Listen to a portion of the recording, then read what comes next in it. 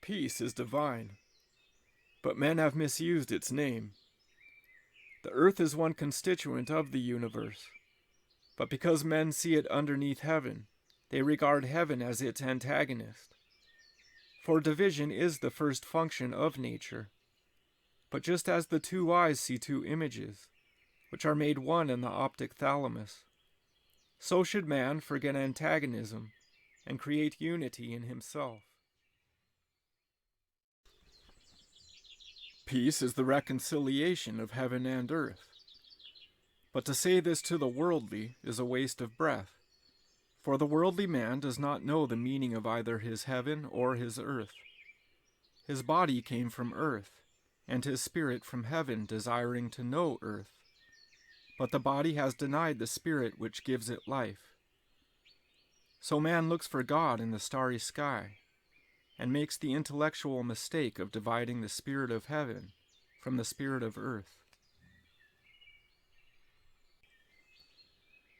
He aspires to that which he has already, and is astonished at not finding it. So his hunger remains insatiable, like that of the damned. The fire hidden within him stirs his anger, and that which should have united separates. Thus the antagonism increases, and the only gainers are the personal instincts, which set themselves up and revolt against the sense of reality.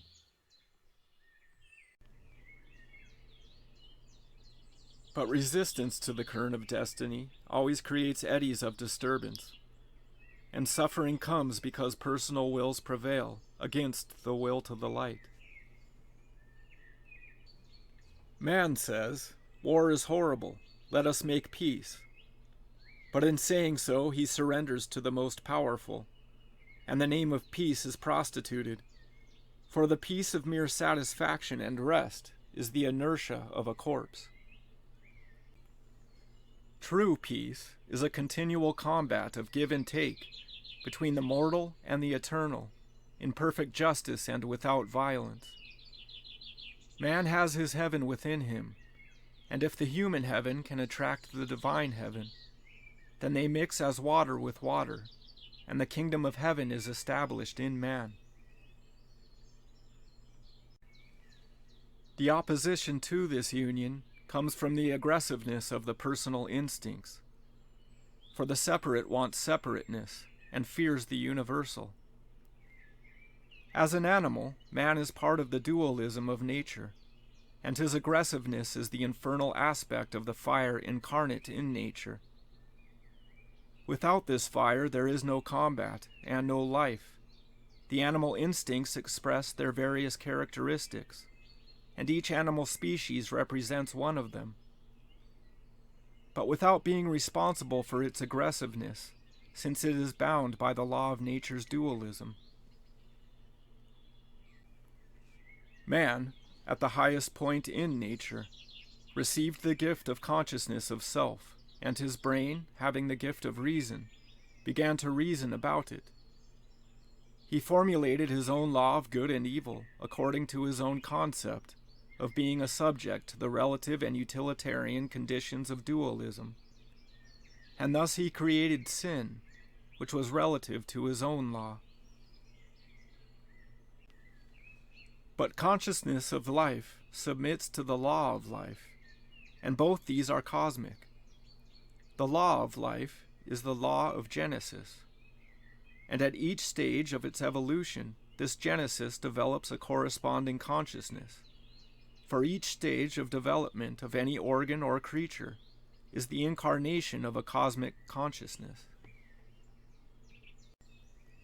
Man includes all the stages within himself, but the last stage on earth is peculiar to him, for it is the building of his immortal being, the consciousness of his inner self as a member of the cosmic man.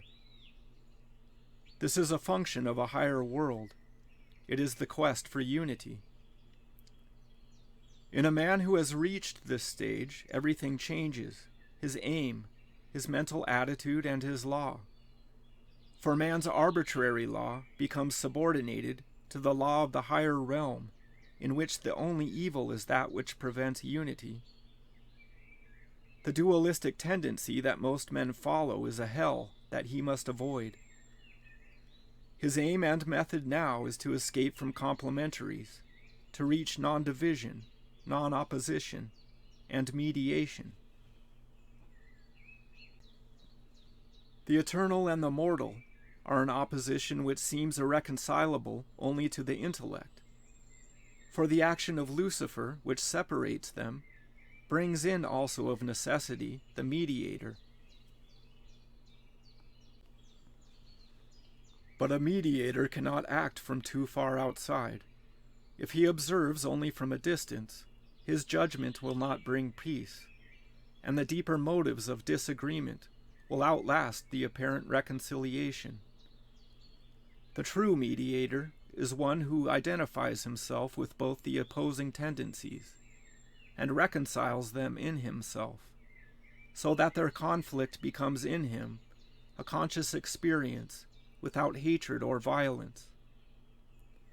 Consciousness, the permanent witness of individual experiences, can become the mediator between the eternal and the personal, between heaven and the terrestrial hell.